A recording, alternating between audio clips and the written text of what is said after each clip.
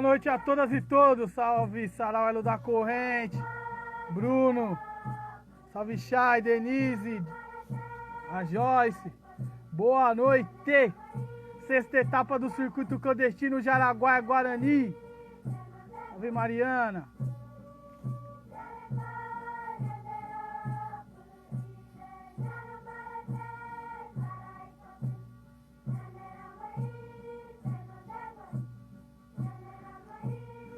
Aproveitando esse momento aqui para estar compartilhando a live, mandando no direct da galera aí. E essa primeira hora do Sarau, a gente vai trocar ideia com o Sarau Elo da Corrente. E na segunda hora do Sarau, live aberta e todo mundo pode colar, pode chegar, não vai ter problema. É tudo nosso. Mas tem saída. Para enfrentar esse problema, a Câmara Municipal instalou uma CPI. Composta por vereadoras, ela vai investigar, ouvir as mulheres e propor soluções. Boa noite a todas e todos, mano. Estamos na sexta etapa do circuito clandestino de Araguá Guarani, que vai até 30 de agosto, com mais de 30 lives nessa loucura aí, né? Mas vamos que vamos, a gente queria fazer presencial, né? Mas não podemos, temos que respeitar. E de antemão, lamentamos, mano, 100 mil mortes pela Covid. Com o descaso desse estado, desse governo, mano. Puta que pariu. Salve Suê, Cavalcante, salve, salve. E aí, Elo da Corrente, eu vou ler o manifesto do Sarau Segunda Negra e vou chamar Sarau Elo da Corrente, pra gente começar nosso bate-papo, trocar ideia na sexta etapa do circuito clandestino Jaraguá Guarani. Eu vou deixar a música aqui Guarani Mbiá baixinha de fundo, enquanto eu recito o manifesto do Sarau Segunda Negra. Salve Thiago, Emerson. Compartilha a live quem quiser, lógico. Aqui é o livrão do Sarau Segunda Negra, nossa Bíblia. Então vamos lá de manifesto. Segunda-feira é dia de trabalhar, estudar, debater o futebol que rolou no final de semana. Segunda-feira pode ser o que você quiser rotular, pode ser um dia bom ou ruim, tudo depende do seu ponto de vista. Em meio a tantas opiniões e mitos sobre o segundo dia da semana, nasce um sarau para confrontar pensamentos e dar voz libertária aos que se sentem oprimidos. Uma live aberta no Instagram, tudo pode acontecer. Estamos mais vivos do que nunca. A cada poesia recitada, a cada música tocada, a cada arte exposta. Conseguimos assim provar o sabor de ser livres e ainda assim compartilhar esse néctar. Em meio ao sistema que nos prende, sufoca e oprime. E contra qualquer tipo de discriminação, seja ela racial, sexual, social, com os nossos irmãos, cavamos mais uma trincheira de codinome Sarau Segunda Negra. Sejam todos bem-vindos, seja com a sua enxada para ajudar na construção dessa trincheira, seu corpo para aplacar a sede de liberdade, ou seu prato para compartilhar sua cultura e sua arte. Esse é o Sarau Segunda Negra, na sexta etapa do circuito clandestino Jaraguá Guarani 2020. Vamos que vamos! Boa noite a todas e todos. E sem mais delongas, eu vou chamar para conversa o Sarau Segunda Negra, que é o nosso convidado aqui, para a gente trocar uma ideia, referência literária. A gente já trocou ideia com o Sarau da Brasa na abertura do circuito clandestino, trocamos ideia com o Espaço Cultural Jardim Damasceno, trocamos ideias com a Júlia do Ricó, sobre literatura indígena, rolou o Cine Taipas também, com o filme Em Busca do Saber. E ontem, né, foi o Dia Internacional dos Povos Indígenas, rolou uma live da hora também. Sábado também rolou Quebrando Correntes. Mano, então vamos que vamos, esse é o circuito clandestino, fiquem todos à vontade. Salve Will, SNP na área, salve todas e todas, Douglas. Vou chamar pra conversa aqui o Sarau, mano.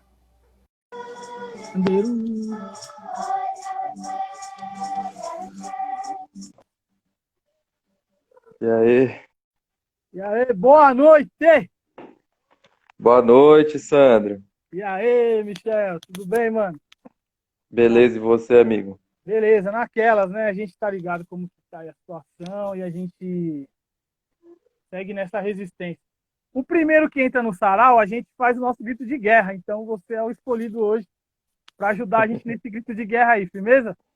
Tá É fácil. bom. Vou falar Jaraguá, você repete Guarani. Taipa, Guarani. Sarau Segunda Negra, Guarani.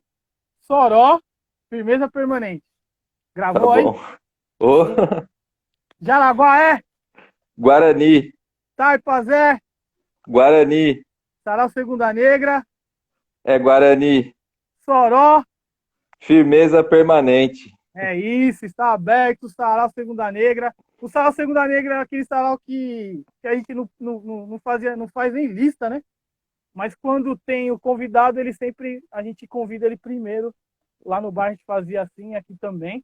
E essa primeira hora é para a gente trocar uma ideia sobre esse circuito clandestino, que é a primeira vez que a gente conseguiu convidar o Sarau Elo da Corrente para participar, se aproximou mais.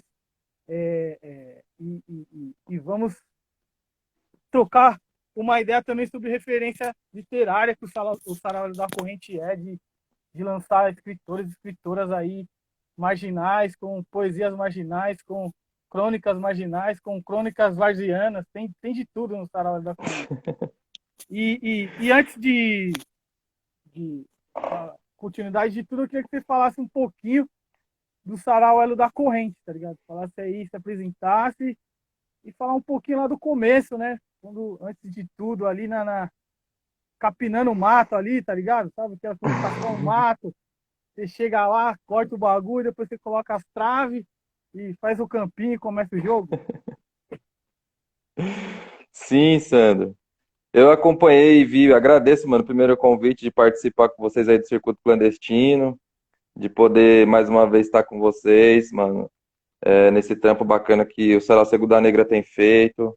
E como você falou, na medida do possível a gente vai caminhando, mas fica feliz de se encontrar também, porque vale celebrar, né, mano, as conquistas que tem no caminho, porque a gente também colhe, né, apesar de ser um momento de grande reflexão e de muito desacerto, mas a gente também tem colheitas a fazer e precisa estar atento, né, nas colheitas para não deixar ela passar, né? Senão a gente só lamenta, mas não colhe também. E eu vejo esse momento como uma celebração. Tu falou, eu tinha visto já nas outras lives que tu falou que a primeira hora é sempre uma conversa, e aí, mano, você fica à vontade. Eu entrei pelo Elo, mas por exemplo, o Douglas, que também é um organizador, tá aí também na live, aí depois se der meia hora, se você quiser chamar ele para trocar uma ideia, tá? A gente gira Massa, a palavra também. da hora. A gente normalmente lá, o Sarau, a gente tem uma trinca de organizadores que é eu, o Douglas e a Raquel. A Raquel live na madrugada. E aí ela também, mano, ela falou, meu, hoje eu já tô um pouco cansado assim, eu vou deixar com vocês. Então é isso que o coletivo também faz girar, né, mano? A possibilidade da gente ter outras vozes para conversar e trocar essa ideia. E, mano, sobre esse começo, antes da live começar, eu tava pensando nisso, assim, qual é a nossa relação com essa história toda, de hoje chegar e trocar uma ideia com um grupo que faz sarau e que tá fazendo esse lema do Jaraguá e Guarani à frente. E eu me lembrei de um caminho que é antes do Sarau Elo da Corrente, mas que também é semente dessa atividade, que era um festival que a gente realizava ali em Pirituba, ligado à rádio comunitária, né, Urbanos FM, que é uma rádio que fica ali em cima do Bar do Santista, que é onde a gente reúne o Sarau hoje, né? E naquele momento, em 2000, a gente fazia ali programa de rádio. Eu puxava um programa que chamava Voz da Periferia, que depois esse programa foi até meados de 2005. E meio que foi ali que surgiu o Sarau também, eu e a Raquel apresentando, a gente tinha os grupos de rap que chegavam, os grupos de reggae e tal. E a gente, em 2001 e 2002, a gente fez um festival chamado Festival de Cultura Popular de Pirituba. E eu me lembro que naquele ano, em 2001, foi um ano que a gente, por exemplo, começou a buscar uma parceria de contato e de troca com a comunidade Guarani, mano, do Jaraguá, né, mano? Caraca, E uma das coisas que aconteceu é porque a nossa relação com o povo indígena ali naquela rua do Bar do Santista, basicamente, mano, se dá na feira de sábado que tem ali, tá ligado? Só que muitas vezes é uma visão muito estereotipada que a gente tem, porque, enfim, os indígenas vão lá e as pessoas ficam sempre achando que eles estão só indo lá para pedir e para incomodar, sabe? Ver essa relação também como algo de incômodo. E uma das ideias que a gente tinha era de justamente quebrar um pouco essa relação e fazer as coisas fluir como um povo que tem, né, uma tradição, que tem algo a dizer. E aí naquele ano eu comecei a ir até lá a aldeia e conversar com o seu José Fernandes, né? O Caraí-Mirim, não sei nem se hoje ele ainda é vivo, mano, porque até uns tempos atrás o pessoal falou que ele estava vivo, mas eu não sei mesmo. E eu me lembro que a gente realizou uma parceria, o pessoal teve lá no festival vendendo artesanatos, realizou uma apresentação de dança, a gente conseguiu fazer uma atividade com a comunidade na rua lá do Bar do Santista que reuniu também coleta de alimentos. Era o que a gente podia fazer naquele momento. A gente não tinha também tanta ainda informação e tanto conhecimento como hoje para pensar em autonomia, protagonismo, sabe? A gente era meio paternalista mesmo. Isso é fato, mano. Há 20 anos atrás, nosso pensamento sobre as coisas era mais limitado, tá ligado? E eu me lembro, assim, que entre vários dias que eu fui lá trocar uma ideia com ele, também teve um pessoal que acabou fazendo outras doações, e no dia da entrega das doações, o seu José Fernandes chegou para mim e falou assim que a coisa que ele mais estava precisando era de paz, tá ligado? Porque o assédio tava grande, assim, mano. E aí eu entendi que não, naquele momento ele não tava falando assim, não, você tá vindo aqui, tá assediando e tá sendo zoado, mas ele tava dizendo também porque tava muita procura das missões evangélicas lá, entendeu? E ele via isso com muito incômodo, assim, e parecia que tava dificultando mesmo a respiração do lugar.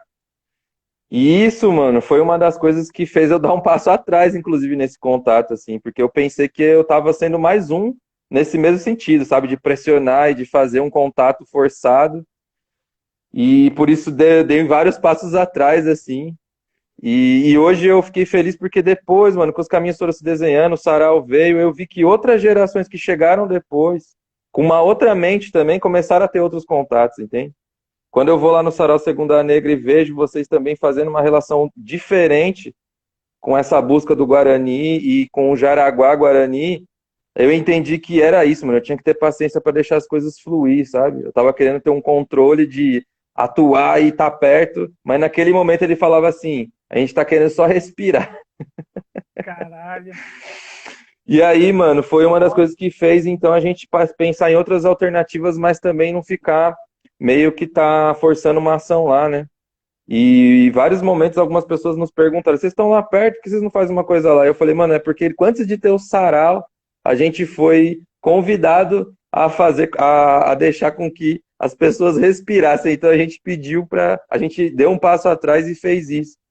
E aí, então, como ele é um senhor sábio, ele falou algo sábio que deixa o tempo acontecer. E aí, como o tempo aconteceu, não foi com nós, mas foi com outros grupos, né, mano? E agora a gente se religa com vocês e com outras pessoas que eu tenho encontrado, que inclusive recebem batismo de nomes lá, né, mano? E a relação é outra, que se tornaram amigos na escola, enfim, várias outras relações, assim. E eu acho que aí, então, ressignificou, né, mano? Eu consegui entender que aquela paciência do momento era justamente essa, de esperar, de que entender que aquele não era o momento mesmo de um contato, e porque o assédio estava grande. E aí, a partir disso que então eu pensei em outras ações, e aí sim a gente veio a pensar em construir um sarau, porque a gente estava também muito focado em atuar na comunidade Guarani, mas a Ah, gente não isso estava tudo, fazendo nem desculpa, isso tudo era antes do sarau? antes do sarau, 2001, mano. Caralho. 6 anos antes, mano. 6 anos antes, entende? Isso há 19 anos atrás. E aí, depois disso, isso motivou a gente a então a focar na nossa rua, tá ligado? Essa é a ideia.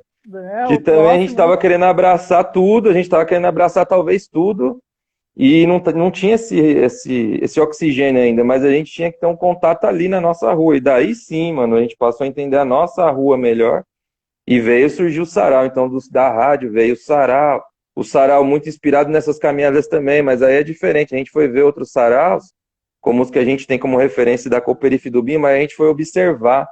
Não foi lá colocar o pé e falar quem nós é, nós foi lá olhar, entendeu? Foi se motivar com aquele pessoal que a gente via como pessoas próximas, porque entendia as mesmas histórias das poesias, a gente via que os bairros eram parecidos, mas a gente respirou e falou, não, mano, agora a gente fica quietinho e a gente depois, se a gente achar que isso vale fazer no nosso bairro, a gente faz.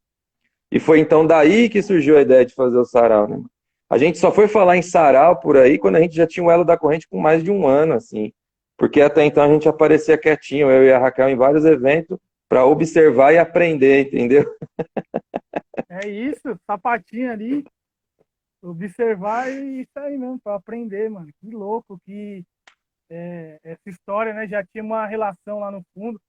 Como você falou, eu já vejo também muito parecido com o que você falou com o lance do tempo, por morar desse lado também e me cobrar.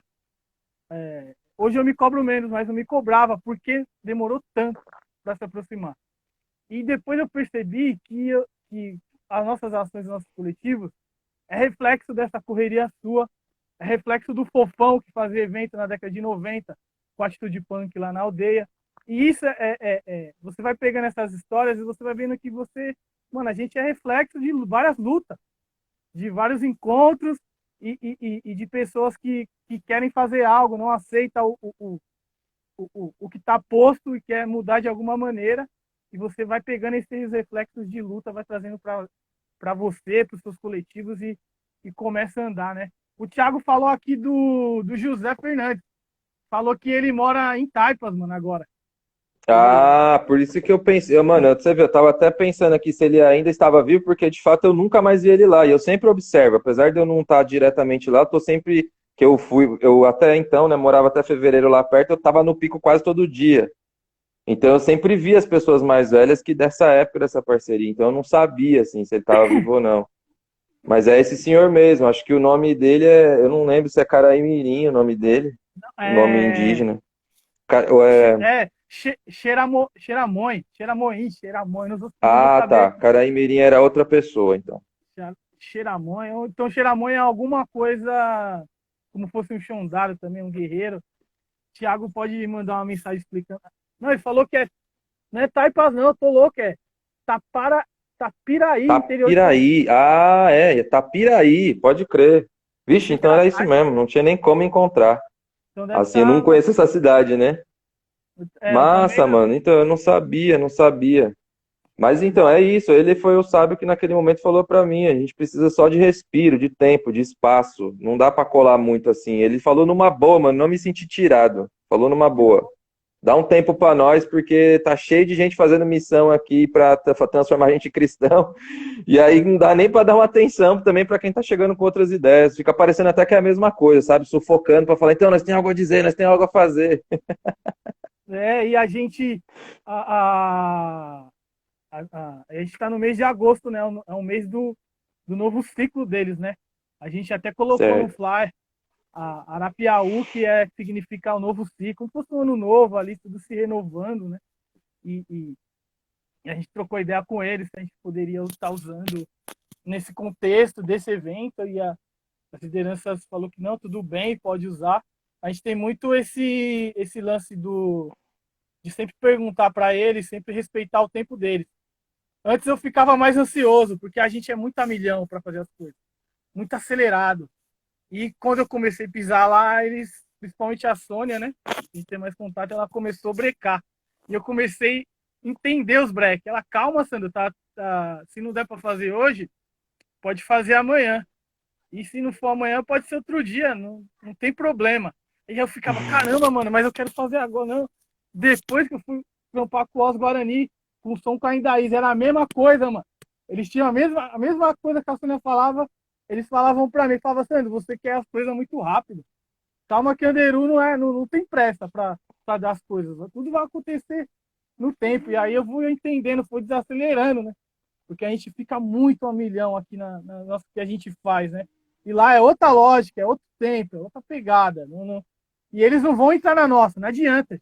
Não adianta que eles não vão.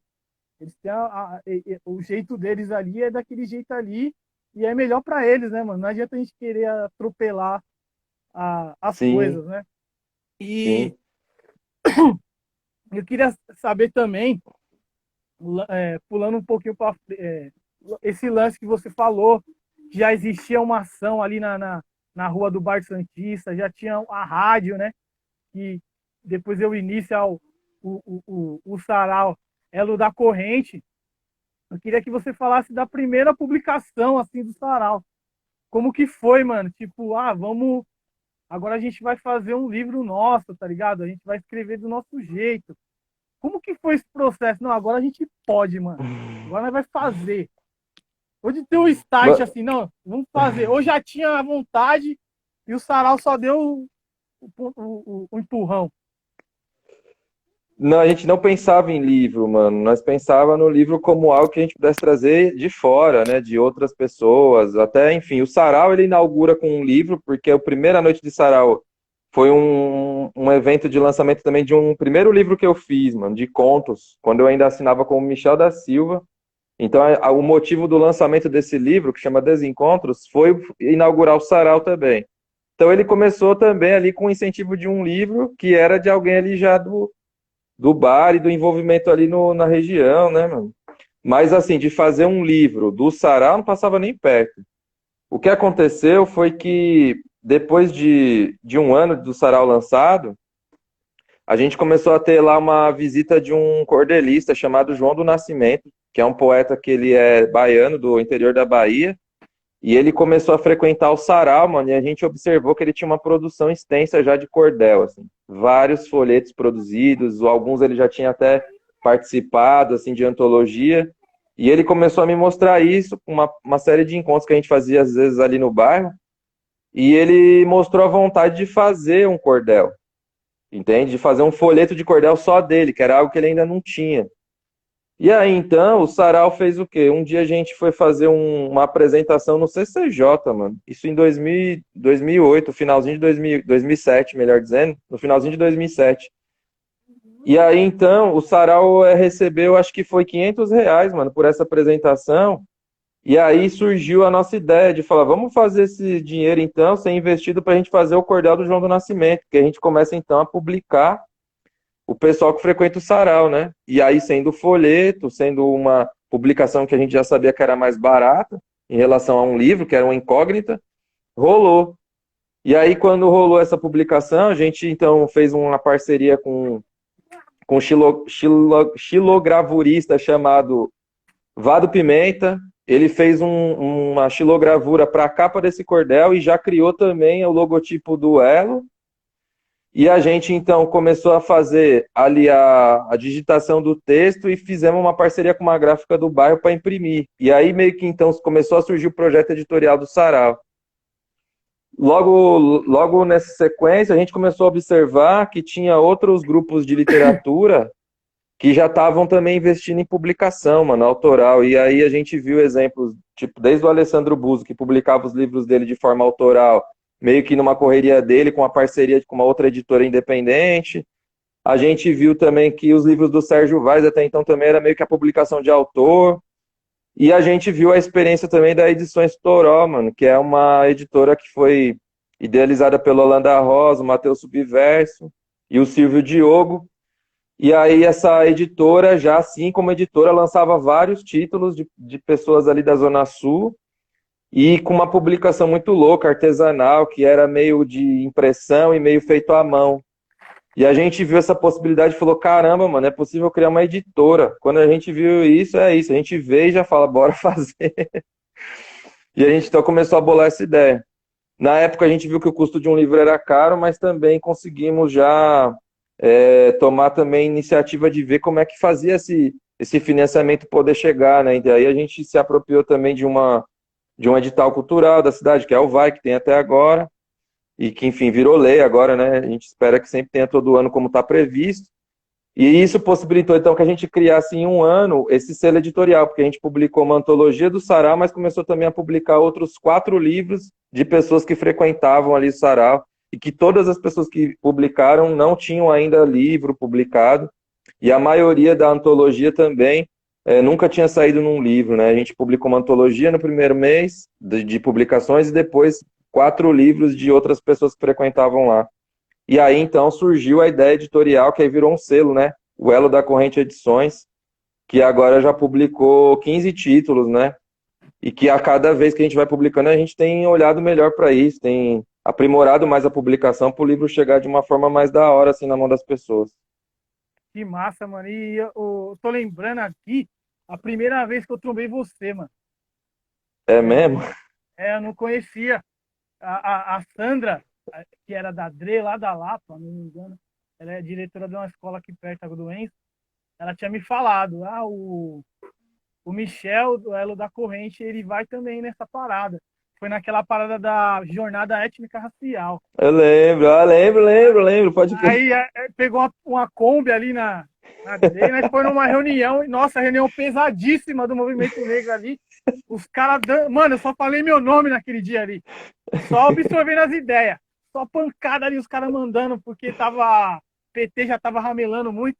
E os caras arrebentando. E essa jornada étnica racial era pra fazer valer a lei, né, mano? A lei 10.000 e pouco lá Sim, de ensino afro nas escolas, como matéria ali e tal, né, mano? E era pra esse curso que era, né? Oficinas e tal, era pros professores. Os professores verdade. quebrarem aquele estereótipo, preconceito e passar, né? Porque tinha diretores que falavam que não ia ter aula de macumba na escola, com Verdade. muita ignorância. Então tinha essa jornada heré, que a gente tocou no céu Pera Marmelo, né? Com a Indaís como banda aqui do território. Foi a primeira vez que eu tomei você, foi né, nesse rolê, nessa reunião aí que teve. E e o Sarau Elo da Corrente, ele também, da hora que ele lançou agora os últimos 2 livros, né, mano? Foi duas mulheres, mano. Duas mulheres pretas, falasse um pouco disso, mano, porque é muito importante, mano. Isso é uma. Sim, Mano, é muito foda. É muito foda. A Guinevere foi no Sarau Elo da. No Sarau Sarigunda Negra lançar o livro dela. Porra, mano, e ela quase chorando, falando do Sarau Elo da Corrente e da oportunidade que ela teve, porque ela falou, mano, eu tava tão. Tipo, eu não acreditava. Ela começou a falar os nomes que ajudou ela, assim.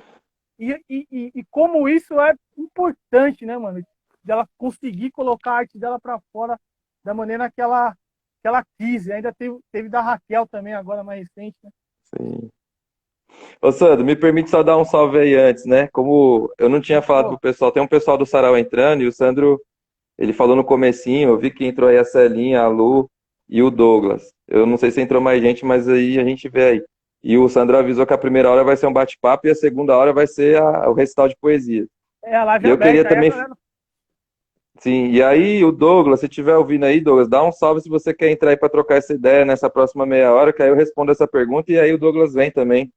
Dá um Beleza. salve aí, Douglas. Você tá ouvindo? Porque eu vi ele entrando, mas não sei se ele continuou ali.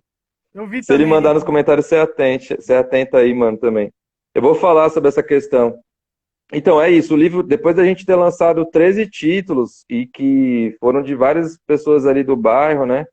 A gente lançou o livro do João do Nascimento, lançou antologia, lançou livro de outras pessoas que nem estão mais até presentes no sarau, que nem a Soninha Mazo, que ela veio a falecer. O Douglas deu um salve que ele vai participar, então eu vou responder essa. Aí depois tu chama ele aí, Douglas 3686, acho que é isso. Aí então a gente lançou, por exemplo, a Soninha Mazo, que é uma autora que a gente lançou também em 2008, ela faleceu ano passado. Então assim, são livros que a gente lançou de que estão para a história, né, mano? Que a gente não entendia que isso ia ser tão forte para a memória do bairro. Porque a Soninha, por exemplo, é uma escritora que ela mora sempre, a família dela sempre morou ali no bairro e o livro dela, que é um livro chamado Duas Gerações Sobrevivendo no Gueto, que ela lançou com a Raquel em 2008, foi um livro pareado, ela traz muito conto e muita poesia falando daquela região ali, né, mano? Quando aquela região era habitada pelos nossos avós, assim, entende? Pelos pais, né? Pelos nossos pais e pelos nossos avós, ela traz essa memória e desde memórias que são também de muita tristeza, porque tem muita coisa ali envolvida com rancores que a gente passou e desigualdades, né, daquele cenário ali em Pirituba, mas também de muita história bonita da formação da família dela, né? E isso, enfim, para dizer de uma das autoras, a gente também lançou Claudemir dos Santos, que é um poeta que eu conhecia na escola, assim, que eu estudei com ele quando eu estava na segunda série, que a gente veio a se reencontrar na época do sarau, já com quase 30 anos, e aí a gente se encontra e eu descubro que ele é poeta, com livros já escritos em casa, e aí, pelo sarau, ele consegue lançar um título, e hoje ele está lançando os livros dele, assim, de forma individual também, no Clube dos Autores, pelo que eu entendi. E aí chegou até o ano passado, né, mano, de uma série de publicações que a gente então fez também por uma proposta pelo edital do Fomento, fazer uma ampliação da publicação dos livros. Só que dessa vez a gente resolveu fazer com uma estrutura que pudesse trazer o máximo de qualidade de um livro, ou seja, para além de ter a grana para publicar no sentido de imprimir ou de fazer a capa e tal, esses processos mais técnicos, a gente também fez uma construção de um conselho editorial, entendeu? Que então formou uma roda de 6 pessoas que a gente convidou a dedo, assim, para discutir a obra que ia ser publicada. Então, quando a gente publicou esse primeiro livro da Guinevere, que é o Infinito Rubro Carmim, então aconteceu na Rua Jurubim, lá, mano, onde acontece o sarau. O Almirante tá dando um salve. O Almirante! Almirante morou lá. Ele morou lá na Rua Jurubim, o Almirante. Quando a gente se conheceu, ele falou, eu morava ali, ó. Da hora. Então ele tá ligado. E aí, quando a gente então conversou com a Guinevere e entendeu que ela tinha um livro de poemas, a gente falou, a gente tem a ideia de publicar contigo, a gente até está propondo um projeto para isso, mas é assim, a gente vai querer discutir o seu livro primeiro, entendeu? Porque a gente foi entendendo ao longo dos caminhos que isso era a melhor forma dos livros chegar no público leitor, mano. Porque a gente às vezes pega um livro que a gente gosta, um livro, sei lá, pode citar qualquer trabalho que você leu, mano, ultimamente, assim, esses que são bem distribuídos. Se a gente fosse falar de um livro da cultura indígena que tá bombando, é o do Ailton Krenak, né? Isso. Por exemplo. Esses livros, mano, eles passam por vários crivos de leitura antes de chegar na nossa mão, tá ligado? Tem sempre um conselho editorial que lê, que discute com o autor, que ele consegue entender o que, que as pessoas estão compreendendo do livro antes do livro chegar na leitura, na estante da livraria ali, certo? Há uma discussão toda sobre o conceito da obra, sobre como é que vai sair a capa. Isso tem que fazer através de conselho, mano.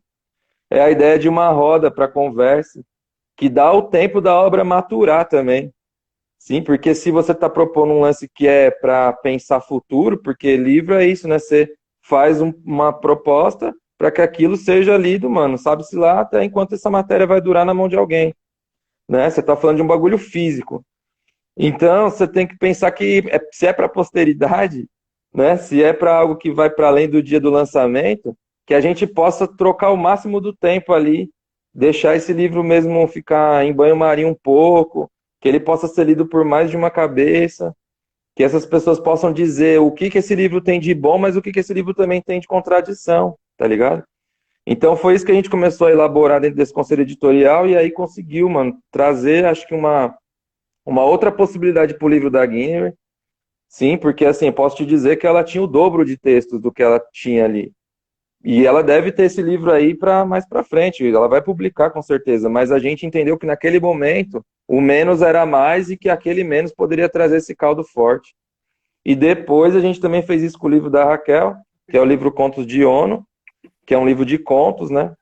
E aí também, que já era o terceiro livro da Raquel, e aí sim esse livro veio com essa mesma Da pegada. Guinevere, né? Esse é o Aí livro o da Guinevere. Infinito Rubro Carmim, da Guinevere, e o da Raquel, mesma coisa. E aí, então, a Raquel veio com a obra, a gente discutiu em roda. Ela depois teve um tempo para pegar essa discussão e também fazer uma reescrita. E aí, depois, o livro, sim, foi para todas as partes técnicas de revisão, de pensar ali o que, que ela podia discutir com quem ia fazer as artes. E aí, a gente conseguiu fazer 2 obras assim, mano, que eu fiquei feliz de ver. Comparando as nossas publicações de 2008 para agora, a gente vê que teve uma caminhada de crescência, assim, sabe? Isso ajuda a gente a fazer com que o livro chegue bonito na mão das pessoas, né, mano? De gente que às vezes nem pegou num livro ou que não tem costume de ler, mas que pela beleza também desse matéria consagrada da literatura que é o livro, que as pessoas possam se interessar, mano. Isso é uma forma também de incentivar a leitura, né? Sim, É isso, mano. total. É. O Douglas deu um salve e falou pra continuar. Você quer outro monstro entrou a 15 aí, ó, vixe. Você quer continuar? Por embora o Salve. Douglas pode entrar no segundo tempo também. e dar uma Tá ideia, que é uma bom. live aberta. E, mano, muito louco saber dessas histórias, né? Que a gente. Muita coisa que você fala já se identifica muito, né, mano? E tive uma coisa que você falou, até falou um pouco aqui por cima, assim, que eu peguei, né? Você tinha falado lá na live do Vagnão, mas você falou Hum. e não aprofundou muito. Se desse para aprofundar aqui um pouquinho mais, que é o lance da que você falou, mano, a gente tá fazendo muito. Estamos publicando livro, mas não estamos formando leitores. Caralho, e eu fiquei pensando, falei, caralho, é verdade. Mano. É muito foda isso, tá ligado? Você falar sobre isso. Qual a possibilidade, que a gente tem que ir, quais os caminhos, porque você tocou num ponto crucial, mano. Sim, sim. É, foi uma reflexão. O Wagner colocou essa provocação, né, de temos bastante livro, mas assim, a gente é lido, né? E é uma pergunta. E eu falei para ele, não, Wagner, realmente, mano, se a gente for comparar pelo potencial do nosso público leitor, a gente poderia ter bem mais leitores, porque a gente mora em bairros que estão com quase 200 mil habitantes, até mais, às vezes, dependendo do caso. Enfim, tem bairro que tem quase meio bilhão de habitantes, né, mano? Mais Então, Sarais, né? se. É, exatamente. Se a gente pensar que a gente pode chegar até numa tiragem, mano, pode ser até de 10 mil livros vendidos, ou entre vendidos e distribuídos, ainda é pouco pelo tanto de leitor que poderia ter, entendeu?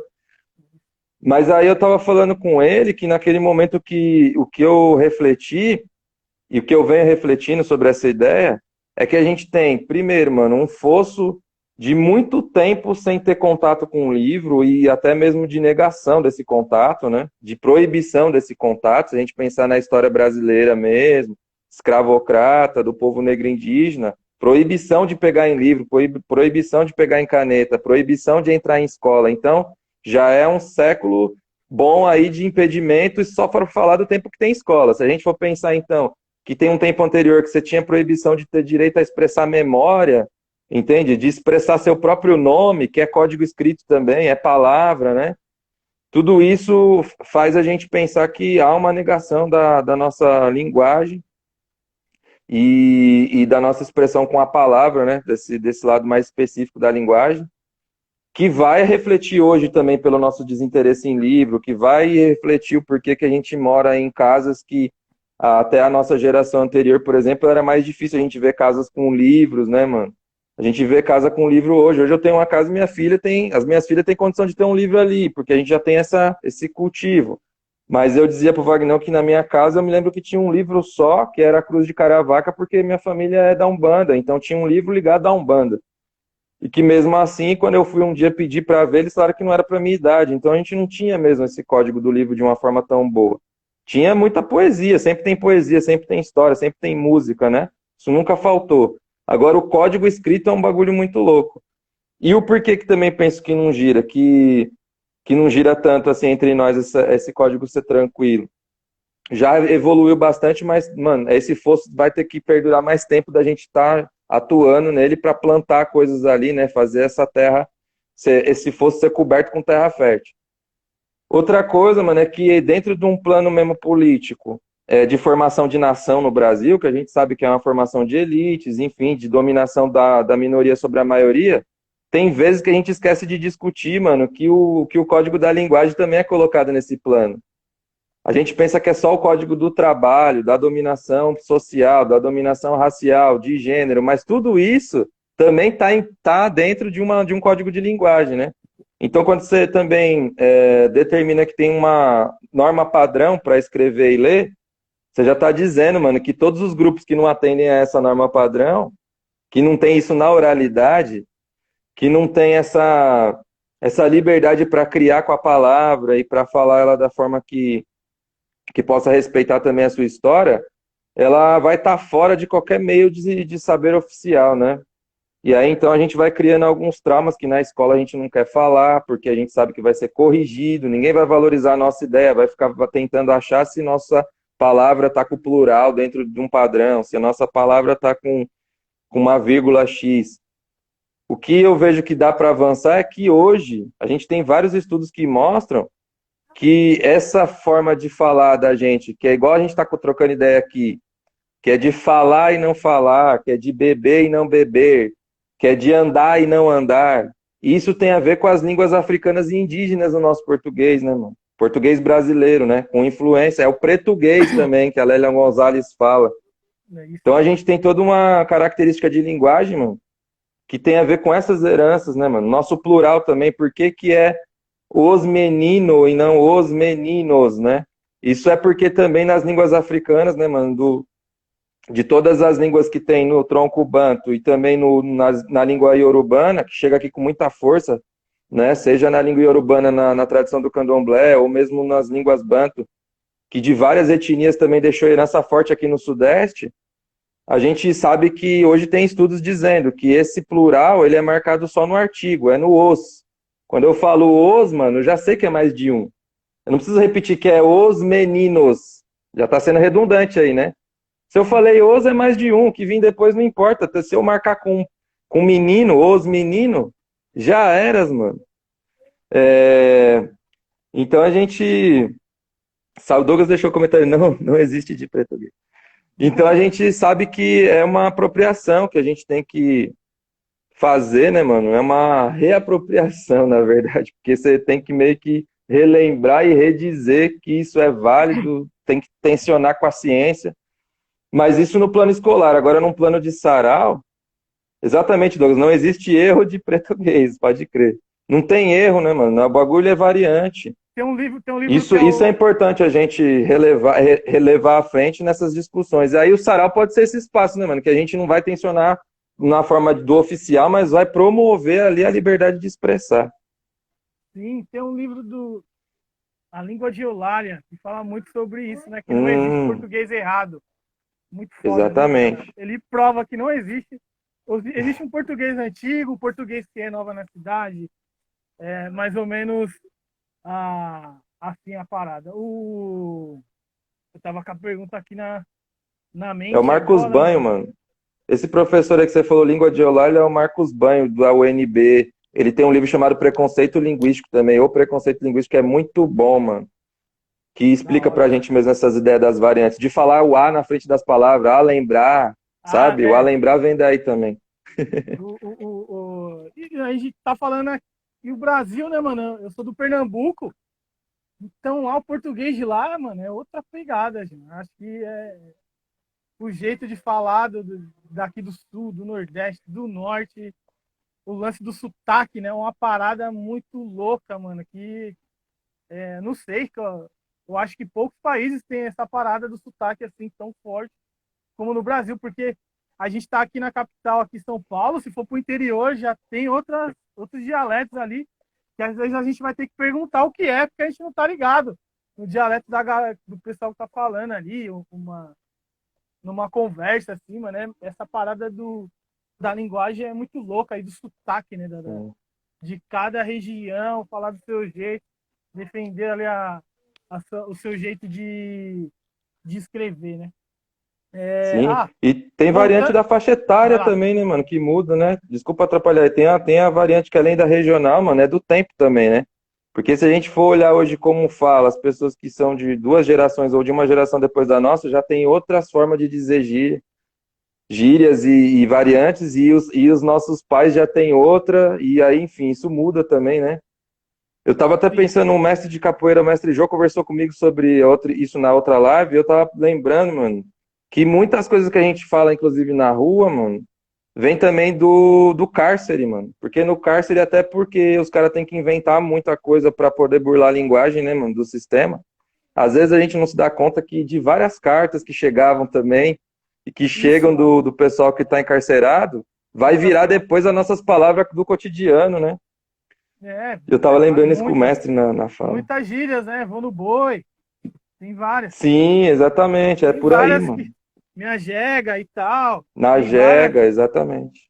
é, é, tipo, a Subiu o gente gás. tá. Eu lembro que subiu o gás é uma gíria que eu vi de lá de dentro, porque o cara mandou uma carta e leu lá no bar, tinha subiu o gás. Eu nunca tinha ouvido falar essa expressão, subiu o gás.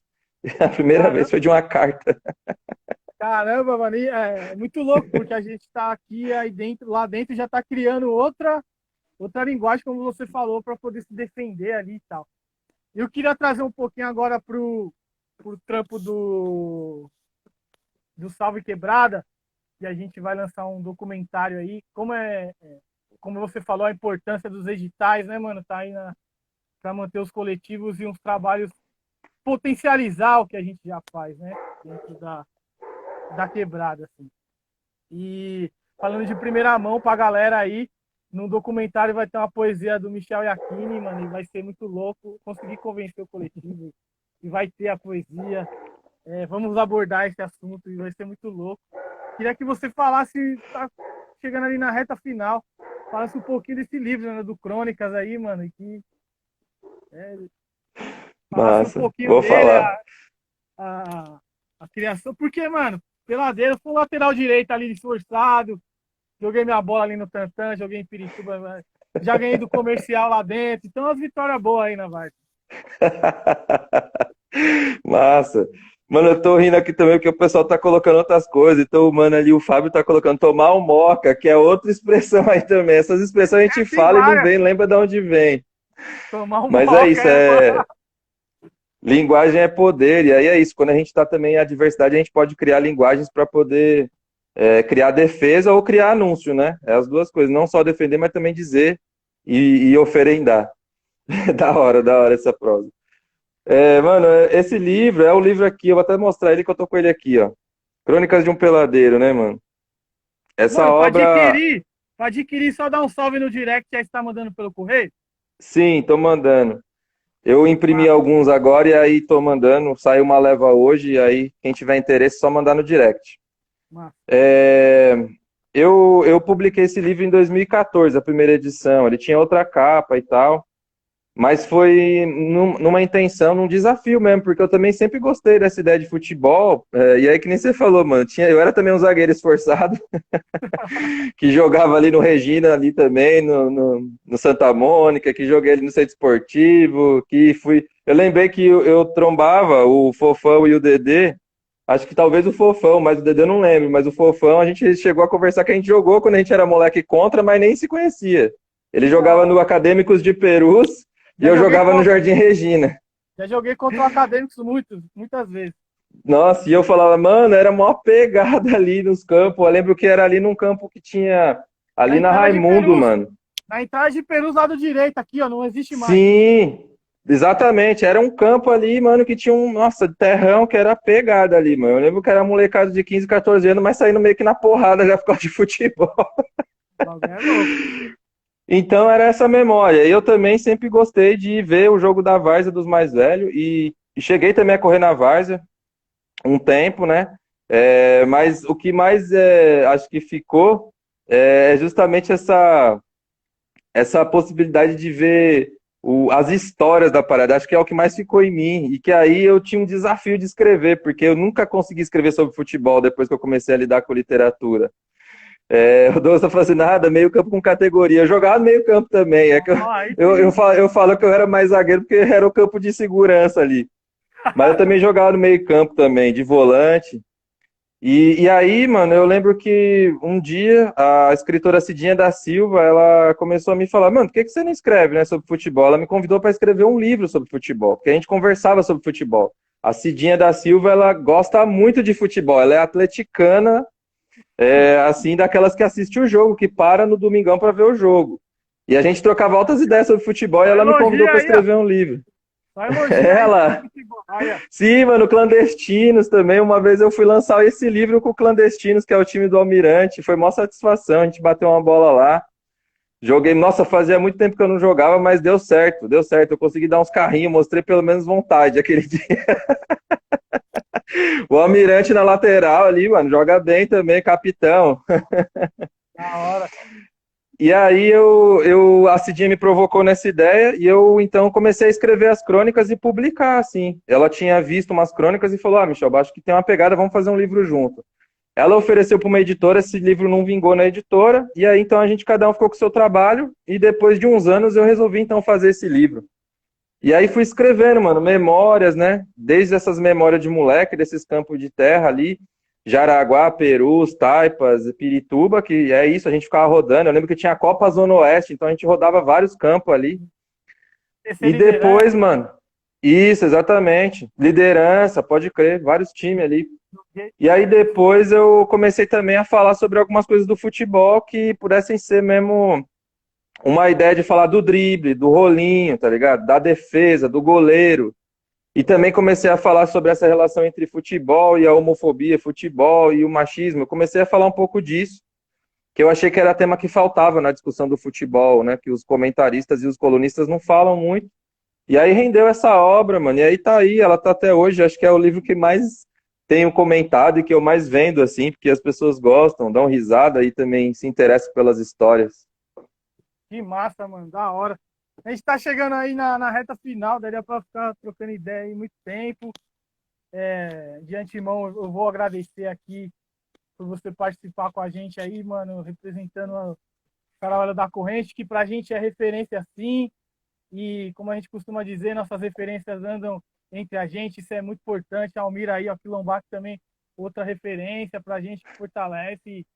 E é muito importante você estar junto das suas referências, assim, poder trocar ideia, poder trocar, porque fortalece o seu trabalho, né?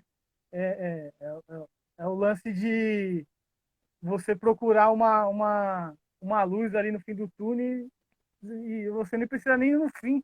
A luz está do seu lado, mano. Olha pro lado aqui, ó, que a luz está do lado e vamos junto, tá ligado? Isso é importante, isso é a firmeza permanente que não deixa a gente parar nunca. Então, eu queria que as suas considerações finais aí, agradecendo por participar da 139ª edição do Sarau Segunda Negra, na sexta etapa do Caralho. Circuito Clandestino Jaraguá e Guarani. Massa, Sandro. Eu que agradeço, mano, poder abrir alas aí pro Sarau e a gente firmar essa parceria. Fico feliz que antes essa troca era justamente por esse lance do futebol, de ir até o Jaraguá, ir até Perus, ir até Taipas. E agora a gente faz essa troca para ir ver a atividade lá no Quilombac, para ir ver o Sarau Segunda Negra.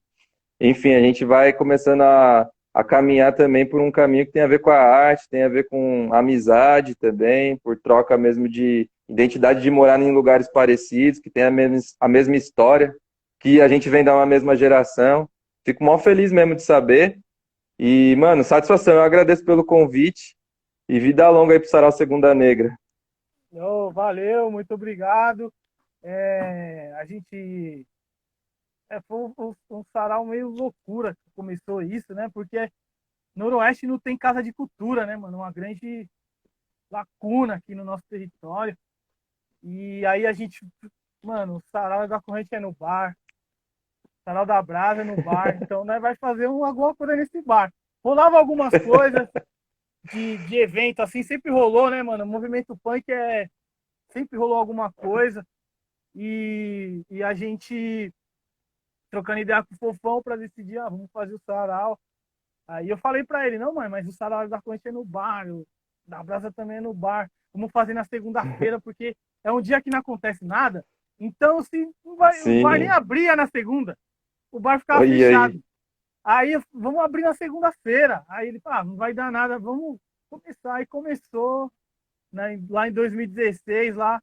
E aí, semanal, porque, mano, é tanta carência que a gente decidiu fazer Uhum. semanal.